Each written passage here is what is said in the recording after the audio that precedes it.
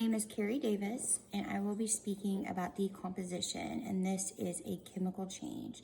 It does affect rigor mortis, postmortem stain, postmortem colorosity, and the pH shift from an acid to a base.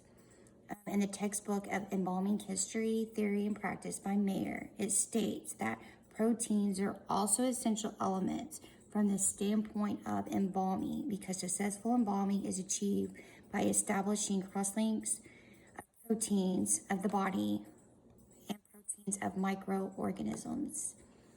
Autolytic and proteolytic decomposition of the body results in proteins and numerous nitrogenous products. These products increase preservation in the body, autolysis, and that is self-destruction of cells, decomposition of all tissues by enzymes that form and microbial assistance. There are different early signs of decomposition, which can include odor, skin slip, gases that escape the body, purge, and color change in the skin. Purge can come from decomposition, and it changes the body. There's purge from your lungs, which are like the capillaries in your lungs rupture. Stomach, and when the stomach contents of the purge comes out, it goes out through your anal orifices. The purge fluid is decomposition fluid that may exude from the oral nasal passages as well as other body cavities, and this can also happen when there's no trauma involved into the body. Rigor mortis, it creates extravascular resistance. That means it cannot corrected with embalming fluid. It increases preservation demands. The tissues swell easily. There's more edema. Positioning is difficult to set features. There's false signs of preservations. Rigor mortis, stiffness of death, is a chemical change after death. It causes muscles to tighten. It says that the small muscles move to larger. The muscles of the face and jaw usually go first.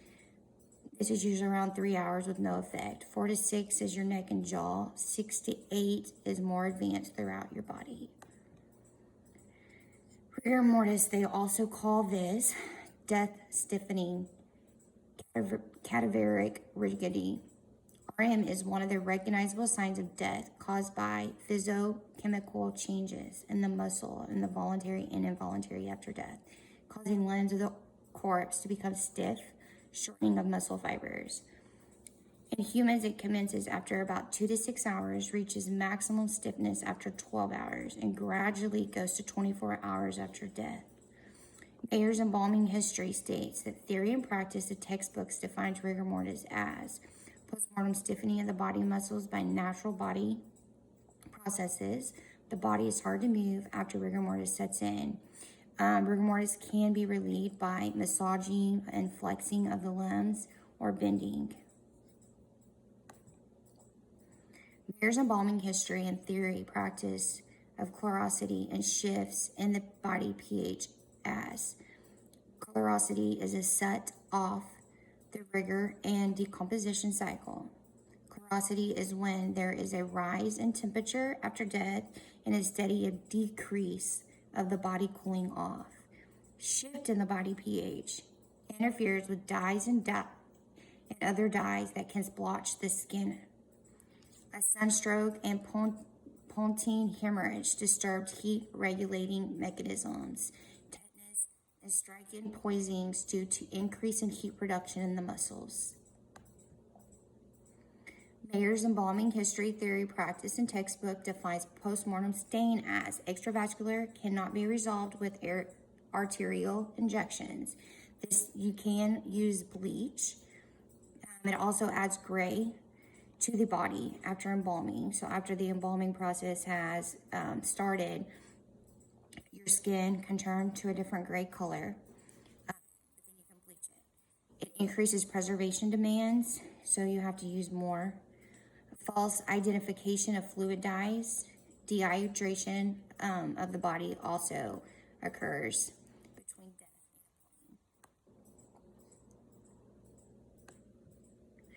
and embalming. Embalming may help the body with being preserved but it does not stop the body from decaying. So we just want to preserve the body as well as we can. Embalmers need to know how to effectively be able to do this by arterial solutions, cavity embalmings, hypodermic embalmings, and being able to aspirate the body. And I think also I think it's the topical embalming. Embalmers can preserve the body for viewings, but the rate of decomposition and chemical changes the body undergoes can slow the process or make arterial distribution difficult, from edema, hemorrhage, limited blood flow, arteries and veins being clogged, and any trauma to the body at the cause of death. Being able to diagnose somebody from what happened is important, even if it's any condition, if they die digestive issues or respiratory or reproductive.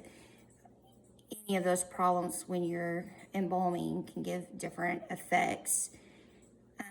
Anticoagulations per conditioner is vital to maintain full preservation and embalming of the body.